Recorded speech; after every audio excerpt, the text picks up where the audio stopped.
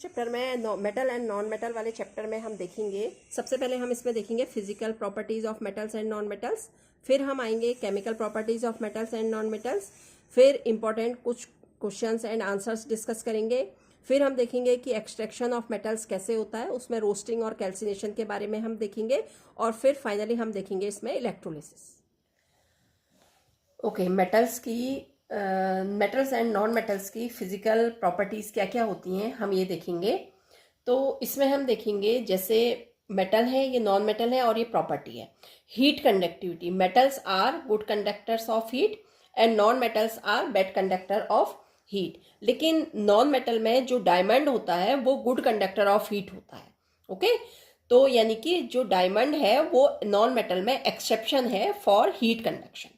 Okay, अब हम आते हैं electrical conductivity. Metals are good conductors and non metals are bad conductors. लेकिन इसमें जो ग्रेफाइट होता है, graphite is a non metal but वो इलेक्ट्रिकल कंडक्टिविटी का अच्छा कंडक्टर है। ओके, तो और जो जनरली मेटल्स होते हैं, नेक्स्ट हम आते हैं फिजिकल स्टेट। मेटल्स जो होते हैं वो जनरली सॉलिड्स होते हैं, लेकिन इसमें एक्सेप्शन है मरकरी जो कि लिक्विड होता है, और जो नॉन मेटल होते हैं वो सॉलिड, लिक्विड और गैसेस तीनों फॉर्म में एग्जिस्ट करते हैं। ब्रोमीन जो है वो लिक्विड है। Okay, melting and boiling points, metals का हाई होता है, और लेकिन इसमें जो सोडियम और पोटेशियम है वो एक्सेप्शन है, क्योंकि सोडियम और पोटेशियम का जो मेल्टिंग एंड बॉइलिंग पॉइंट होता है वो हाई नहीं होता है। ओके, एंड नॉन मेटल का जो मेल्टिंग एंड बॉइलिंग पॉइंट होता है वो लो होता है, लेकिन इसमें डायमंड एंड ग्रेफाइट जो है वो एक्सेप्शंस है। ओके, और जो जनरली मेटल्स होती हैं उनमें लस्टर होती है, मतलब वो चमकते हैं, शाइन होती है उनमें मेटल्स में, और नॉन मेटल में कोई लस्टर नहीं होता, वो शाइन नहीं करते हैं। लेकिन इनमें ग्रेफाइट एंड आयोडीन जो होते हैं वो एक्सेप्शन है, क्योंकि जो ग्रेफाइट एंड आयोडीन है वो नॉन मेटल्स हैं बट वो लस्ट्रस हैं। अब है सोनोरिटी। सोनोरिटी मीन्स एक साउंड होती है, सोनोरस साउंड। जैसे हम किसी भी मेटल को अगर हम किसी चीज से मारते हैं, मतलब उसमें टर्न करके ऐसे करके मारते हैं, तो वो एक साउंड देती है जिसको कि सोनोरस साउंड कहते हैं। ओके, नॉन मेटल्स जो है वो नॉन सोनोरस होते हैं, लेकिन आयोडीन जो क्रिस्टल्स है वो इसका एक्सेप्शन है, क्योंकि ये जो है आयोडीन जो क्रिस्टल जो है वो नॉन मेटल है बट वो सोनोरस साउंड देता है। ओके, मेटल्स जो हैं वो एलॉय बनाते हैं। एलॉय क्या होते हैं? जैसे दो या दो मेटल मिलकर एक एलॉय बनाएंगे, या फिर एक मेटल और एक नॉन मेटल मिलकर भी एलॉय बनाते हैं। ओके, तो metals form alloy with each other and also with some non metals. और नॉन मेटल्स जो होते हैं they usually do not form alloys. Non metals generally alloy नहीं बनाते हैं, लेकिन इसमें boron, carbon, phosphorus and silicon ये एलॉय बनाते हैं, ये एक्सेप्शंस हैं। Now chemical properties of metals and non metals. Metals and non metals की केमिकल प्रॉपर्टीज क्या क्या होती हैं ये हम देखेंगे। सबसे पहले है रिएक्शन विथ ऑक्सीजन। मेटल्स जो है ऑक्सीजन के साथ रिएक्ट करके मेटल ऑक्साइड बनाते हैं। ओके, ये देखिए, मेटल ऑक्सीजन से रिएक्ट किया तो क्या बना? मेटल ऑक्साइड बना। और नॉन मेटल ऑक्सीजन से रिएक्ट करेंगे तो वो नॉन मेटेलिक ऑक्साइड बनाएंगे। ओके, तो जो ये मेटल ऑक्साइड्स होते हैं ये बेसिक नेचर के होते हैं। ओके, जो मेटल ऑक्साइड का नेचर होता है वो बेसिक होता है, या फिर कुछ मेटल ऑक्साइड जो है वो एम्फोटेरिक होते हैं। एम्फोटेरिक मीन्स वो बेसिक और एसिड दोनों की तरह बिहेव करते हैं। जो एम्फोटेरिक के एग्जाम्पल है वो जिंक ऑक्साइड और एल्यूमिनियम ऑक्साइड है। ओके, और मेटल्स किस तरह से ऑक्सीजन से रिएक्ट करते हैं? जैसे सोडियम और पोटेशियम की रिएक्शन यहाँ पर शो कर रखी है। तो सोडियम प्लस O2 2Na2O और के पोटेशियम के साथ रिएक्ट करके ये बनाएगा ओके, पोटेशियम ऑक्साइड। और नॉन मेटल्स जो हैं वो नॉन मेटेलिक ऑक्साइड बनाएंगे, और नॉन मेटेलिक ऑक्साइड्स जो होते हैं वो या तो एसिडिक होते हैं या फिर न्यूट्रल। ओके, अब हम देखेंगे वाटर के साथ कैसे रिएक्शंस होती है मेटल्स की और नॉन मेटल्स की। ओके, तो मेटल्स में जो है सोडियम, पोटेशियम और कैल्शियम ये जो है कोल्ड वाटर के साथ विगरसली रिएक्शन करते हैं और उनके हाइड्रोक्साइड बनाते हैं और हाइड्रोजन गैस रिलीज करते हैं। देखो क्या है, जैसे ये मेटल है सोडियम, ठीक है, ये वाटर के साथ रिएक्ट किया तो सोडियम हाइड्रोक्साइड बनाया और हाइड्रोजन गैस रिलीज हो गई। ओके, जो मैग्नीशियम है लेकिन वो हॉट वाटर के साथ रिएक्ट करता है। ओके, मैग्नीशियम हॉट वाटर के साथ रिएक्ट करता है, मैग्नीशियम कोल्ड वाटर के साथ रिएक्ट नहीं करता है। तो मैग्नीशियम प्लस ट्वाइस H2O, इससे बना MgOH whole twice plus H2, magnesium hydroxide बना और हाइड्रोजन गैस रिलीज हुई। आयरन जो है वो स्टीम के साथ रिएक्ट करता है विगरसली, ओके, विगरसली माने तेजी से। तो आयरन जो है ये स्टीम के साथ रिएक्ट किया इसने, तो ये आयरन ऑक्साइड बनाता है और हाइड्रोजन गैस रिलीज होती है। ओके, लेकिन जो नॉन मेटल्स हैं वो वाटर के साथ कोई रिएक्शन शो नहीं करते। अब हम देखते हैं कि reaction with acid, metal and non metals acid के साथ कैसे रिएक्ट करते हैं। ठीक है, तो मेटल जो है जब डाइल्यूट एसिड के साथ रिएक्ट करता है तो वो सॉल्ट और हाइड्रोजन बनाता है। ठीक है, जैसे Mg प्लस हाइड्रोजन क्लोराइड, इससे बनता है MgCl2 प्लस H2। ओके, ऐसी आयरन जो है ये सल्फ्यूरिक एसिड के साथ रिएक्ट करता है तो आयरन सल्फेट और हाइड्रोजन गैस बनती है। Okay, metal plus nitric acid अगर हम लेते हैं HNO3 तो फिर वो मेटल नाइट्रेट और वाटर बनाता है। इसमें जो है हाइड्रोजन गैस प्रोड्यूस नहीं होती है। मतलब क्या है, जैसे मतलब मेटल जो है और एसिड्स के साथ अगर रिएक्ट किया तो वो hydrogen gas hydrogen gas release करते हैं और मेटल जो है सॉल्ट बनाते हैं। बट अगर मेटल जो है नाइट्रिक एसिड के साथ रिएक्ट करता है तो वो फिर मेटल नाइट्रेट और वाटर बनाता है। ये हाइड्रोजन गैस प्रोड्यूस नहीं करते हैं। क्यों नहीं करते हैं? क्योंकि जो नाइट्रिक एसिड होता है वो स्ट्रॉन्ग ऑक्सीडाइजिंग एजेंट की तरह बिहेव करता है। ओके, इसलिए इसमें हाइड्रोजन गैस रिलीज नहीं होती है। अच्छा, नॉन मेटल अगर एसिड के साथ रिएक्ट करते हैं तो उसमें कोई भी रिएक्शन नहीं होती है। अब है reduction of metal with other metal salts. Okay, तो इसमें क्या होगा, देखो जो मोर रिएक्टिव मेटल है, जैसे रिएक्टिविटी सीरीज हमें मालूम है, तो जो मोर रिएक्टिविटी जो मतलब रिएक्टिविटी सीरीज में जिनकी रिएक्टिविटी ज्यादा है वो वाली मेटल्स जो है लेस रिएक्टिव मेटल को डिस्प्लेस कर देती है सॉल्ट सॉल्यूशन से। जैसे हम एक इक्वेशन से समझते हैं इसको, जैसे जिंक लिया हमने Zn plus copper sulphate CuSO4, तो इसमें जिंक की रिएक्टिविटी ज्यादा है, तो जिंक जो है, जिंक की रिएक्टिविटी कॉपर के कंपैरिजन में ज्यादा है, तो जिंक जो है कॉपर्स को डिस्प्लेस कर देता है इसके सॉल्ट सॉल्यूशन से। जैसे कॉपर सल्फेट का सॉल्यूशन है तो इससे जिंक ने जिंक सल्फेट बना लिया और कॉपर को अलग कर लिया। तो here zinc replaces a less reactive metal copper from its salt solution. इसको डिस्प्लेसमेंट रिएक्शन भी कहा जाता है। ओके, नॉन मेटल्स में भी ये डिस्प्लेसमेंट रिएक्शन होती है। इसमें भी जो मोर रिएक्टिव नॉन मेटल्स होते हैं वो लेस रिएक्टिव नॉन मेटल्स को वो कर देते हैं, डिस्प्लेस कर देते हैं।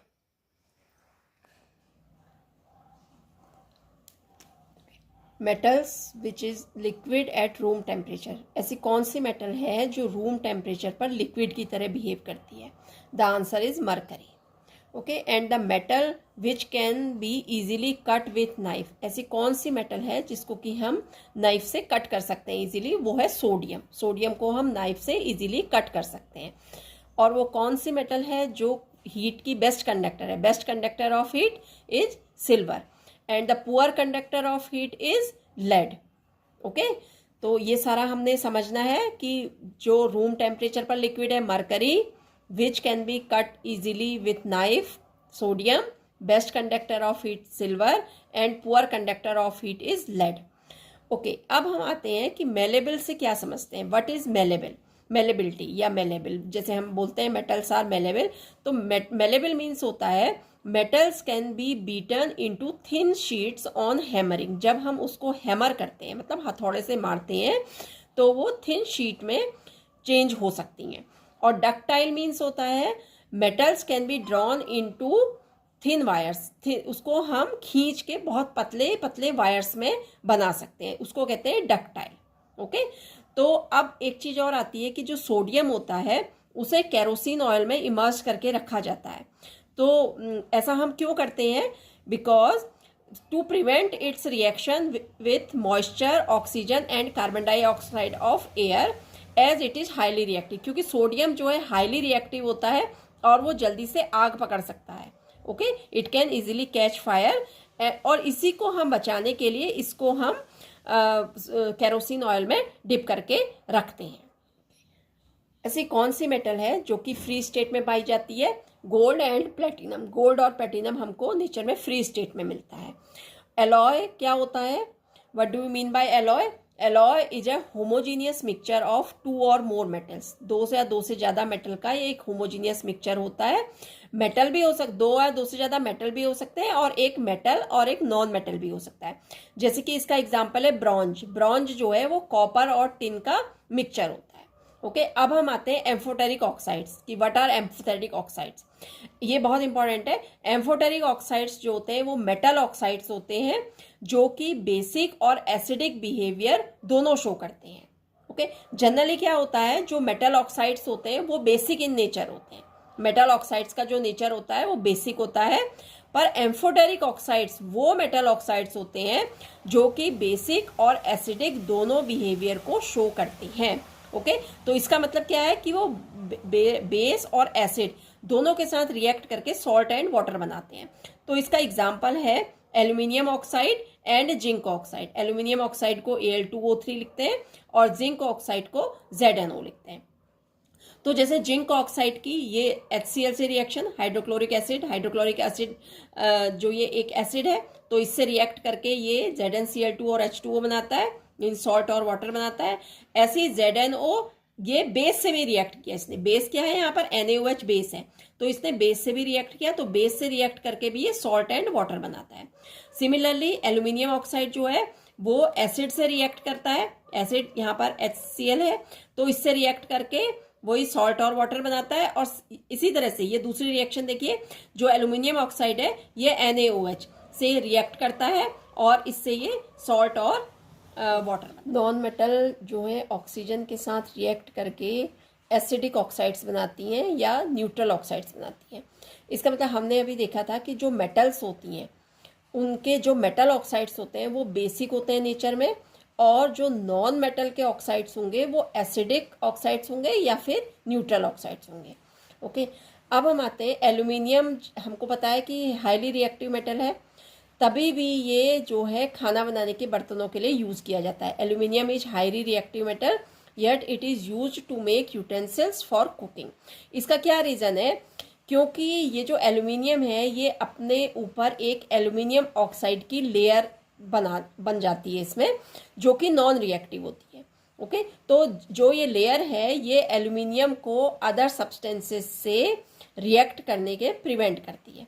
ओके, तो क्योंकि इसको क्या लिखेंगे? Because it forms a layer of aluminium oxide on its surface which is non reactive. This layer prevents aluminium to react with other substances. Okay, अब हमने देखा होगा जैसे कॉपर के वेसल्स होते हैं वो ऊपर से काले से हो जाते हैं और उनको साफ करने के लिए हम लेमन या फिर इमली वगैरह यूज करते हैं। तो उसका क्या रीजन है? देखिए, tarnished copper vessels being cleaned with lemon और tarnished juice because the sour substances contains acid. जो लेमन होता है और जो टेमरिंड जूस होता है दे कंटेन एसिड्स। तो ये जो एसिड होते हैं ये कॉपर ऑक्साइड की कोटिंग को डिसॉल्व कर देते हैं, क्योंकि कॉपर के बाहर से जो वो ब्लैकिश हमको दिखाई देता है कि हमें लगता है कि कॉपर के बर्तन काले हो जाते हैं, तो वो कॉपर ऑक्साइड की लेयर होती है।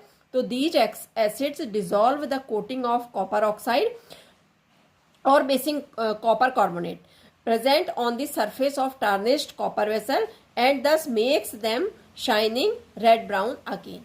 ओके, तो जब भी हम इसमें जैसे लेमन से या टेमरिंड से इसको जब हम घिसते हैं तो उसके ऊपर की जो कॉपर ऑक्साइड की परत होती है या फिर जो बेसिक कॉपर कार्बोनेट होता है वो निकल जाता है, जिससे कि मेटल फिर से हमारा अगेन देखते हैं एक्वा रेजिया क्या होता है। एक्वा रेजिया जो है वो गोल्ड को डिसॉल्व कर सकता है। ओके, गोल्ड को अपने में डिसॉल्व कर, मतलब कि एक्वा रेजिया के सॉल्यूशन में अगर हम कोई गोल्ड का ऑर्नामेंट डालें तो वो चमक जाएगा, मतलब ऊपर से वो कुछ गोल्ड जो है अपने में डिसॉल्व कर लेगा। तो एक्वा रेजिया होता क्या है? एक्वा रेजिया कंसंट्रेटेड HNO3 और HCl का रेशियो होता है 1:3 में, मतलब 1 जो है HNO3 होगा, नाइट्रिक एसिड जिसको बोलते हैं, और 3 पार्ट जो है वो हाइड्रोक्लोरिक एसिड का होगा। तो इसको हम एक्वा रेजिया कहते हैं। तो aqua regia is the ratio of HNO3 and HCl in 1:3। Okay, अब आते हैं, copper is use to make hot water tanks and not steel. जो हॉट वाटर टैंक्स होते हैं वो कॉपर के बनाए जाते हैं, स्टील के नहीं बनाए जाते हैं। क्यों नहीं बनाए जाते हैं? क्योंकि कॉपर जो है स्टील से बेटर कंडक्टर है। ओके, हीट का कॉपर बेटर कंडक्टर है। और दूसरा, कॉपर जो है वाटर से किसी भी टेम्परेचर पर रिएक्ट नहीं करता है, जबकि जो आयरन है वो वाटर से रिएक्ट करने लग जाता है जब वाटर गर्म होता है। तो वो क्यों होता है? क्योंकि स्टील जो है आयरन का ही एलॉय है ना। स्टील जो है is an alloy of iron and carbon. Steel जो है आयरन और कार्बन का एलॉय है, तो जो है अगर वाटर से वो रिएक्ट करने लगता है। ओके, हम देखेंगे कि ओर को हम कैसे प्योरीफाई करते हैं। ओके, तो हम सबसे पहले क्या करते हैं, कंसंट्रेटेड ओर लेते हैं। ये कंसंट्रेटेड ओर लिया हमने, और अगर हाईली रिएक्टिव मेटल्स हैं, ठीक है, जो रिएक्टिविटी सीरीज में सबसे ऊपर आती हैं वो मेटल्स, तो जो हाईली रिएक्टिव मेटल्स हैं उनको इलेक्ट्रोलिसिस प्रोसेस से हम प्योर मेटल ले सकते हैं। ओके, जब हम हाईली रिएक्टिव मेटल का इलेक्ट्रोलिसिस करेंगे तो फिर हमें प्योर मेटल मिल जाती है। अब हम आते हैं कि लो रिएक्टिविटी वाली, तो मतलब जो मेटल्स जो कि रिएक्टिविटी सीरीज में एकदम नीचे हैं, मतलब जिनकी रिएक्टिविटी लो है, तो उनका क्या करते हैं, सल्फाइड ओर्स उनसे बनाते हैं पहले। सल्फाइड ओर्स से फिर रोस्टिंग होती है, और रोस्टिंग से फिर उनकी रिफाइनिंग की जाती है। ओके, और जो मीडियम रिएक्टिविटी वाली होती हैं उनमें अगर कार्बोनेट ओर है उनका, तो कार्बोनेट ओर को कैल्सिनेशन प्रोसेस से प्योरीफाई किया जाता है, और अगर सल्फाइड ओर है तो फिर उनकी रोस्टिंग की जाती है। ये हम अभी डिस्कस करेंगे कि कैल्सिनेशन और रोस्टिंग होता क्या है। ओके, तो मतलब अगर मीडियम रिएक्टिविटी वाली मेटल्स हैं और उनका कार्बोनेट ओर है, तो उसको कैल्सिनेशन प्रोसेस से किया जाता, कैल्सिनेशन प्रोसेस से उनको फिर ऑक्साइड्स ऑफ मेटल में चेंज किया जाता है। और अगर मीडियम रिएक्टिविटी वाले में उनका सल्फाइड ओर है, तो उनको रोस्टिंग के प्रोसेस से उनको ऑक्साइड ऑफ मेटल्स में रिड्यूस किया जाता है। ओके, तो फिर उसके बाद उनका रिडक्शन करके और फिर उनको प्योर मेटल हमें मिल जाता है। हम देखेंगे कि कैल्सिनेशन क्या होता है। कैल्सिनेशन जो प्रोसेस होती है उसमें जो भी कार्बोनेट ओर है उससे मेटल ऑक्साइड बनाया जाता है, और ये कैल्सिनेशन जो है एब्सेंस ऑफ एयर में किया जाता है। या तो एब्सेंस ऑफ एयर होगा या फिर लिमिटेड सप्लाई ऑफ एयर होगी, तभी कैल्सिनेशन पॉसिबल हो पाता है। जैसे इसका एग्जांपल एक दे रखा है कि जिंक कार्बोनेट है उससे हमारा जिंक ऑक्साइड और CO2 बन जाता है। ओके, अब रोस्टिंग में क्या होता है, जो सल्फाइड ओर है उसको मेटल ऑक्साइड में चेंज किया जाता है। सल्फाइड ओर मतलब जैसे ये जिंक सल्फाइड है, इसको ये हमेशा मतलब सरप्लस सप्लाई ऑफ एयर में होता है, प्रेजेंस ऑफ एयर में होता है, और अच्छी खासी प्रेजेंस होनी चाहिए एयर की। ठीक है, तो उससे ये उसके ऑक्साइड में बदल जाता है, मतलब ये जिंक सल्फाइड यहाँ पर जिंक ऑक्साइड में चेंज हो गया है। और जो प्योर मेटल और जो हाई रिएक्टिविटी वाली है उनको इलेक्ट्रोलिसिस से किया जाता है। आज हम इलेक्ट्रोलिटिक रिफाइनिंग के बारे में देखेंगे कि इलेक्ट्रोलिटिक रिफाइनिंग क्या होती है। इलेक्ट्रोलिटिक रिफाइनिंग को हम इलेक्ट्रोलिसिस भी बोलते हैं। ओके, तो इसमें क्या होता है, जैसे कोई इम्प्योर अगर मेटल है तो इम्प्योर को हम जो है प्योर कैसे कर सकते हैं। ओके, तो इसमें हम क्या करते हैं, जैसे जो एनोड है, एनोड हम इम्प्योर मेटल का लेते हैं, और एनोड जो है थिक होना चाहिए, थोड़ा मोटा बनेगा anode comparative to cathode. Okay, तो एनोड जो है इम्प्योर मेटल का हम एनोड लेते हैं, और इसको एनोड मीन्स होता है पॉजिटिव इलेक्ट्रोड। एनोड को हम क्या बोलते हैं, पॉजिटिव इलेक्ट्रोड बोला जाता है।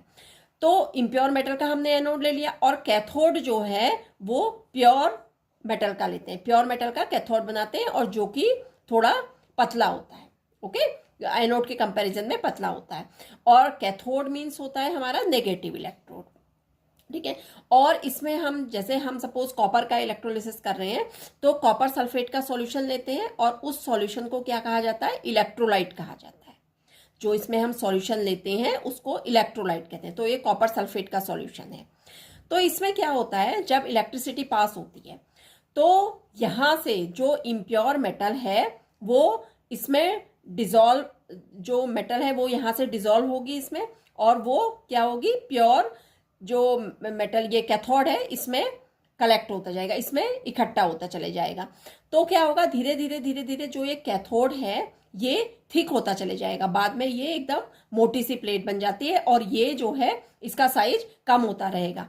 और इसमें से जो और इम्प्योरिटीज वगैरह हैं वो सब जो कि इसमें नहीं मतलब घुल सकती हैं, वो यहाँ नीचे एनोड की साइड में इकट्ठा हो जाएंगी, जिसको कि हम एनोड मड कहते हैं। तो इसका मतलब इसमें जो कैटायन होते हैं, अगर इसमें एक कैटायन और एनायन नाम आएगा, तो कैटायन जो होते हैं वो पॉजिटिवली चार्ज आयंस होते हैं और जो एनायन होते हैं वो नेगेटिवली चार्ज आयंस होते हैं।